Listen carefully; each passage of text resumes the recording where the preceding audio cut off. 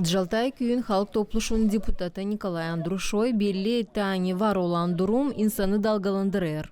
Никогда с 94-95 года по сегодняшний день никогда yoktur. Yoktur olduğuyla hani başkanı kapasınlar. İçinden olardı başka oluşlar ama böyle adımlara gitsinler ta yoktur olduğu. Моменты внутренние, там много чего было, но на такой шаг идти как бы yoktur böyle oldu.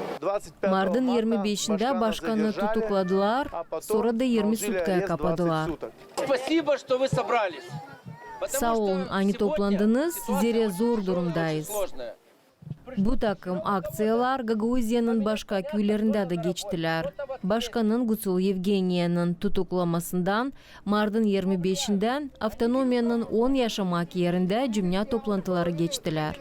Svetlana Dimitrogla, Vyacheslav Kısa, Irina Rizunets, GRT Haberler.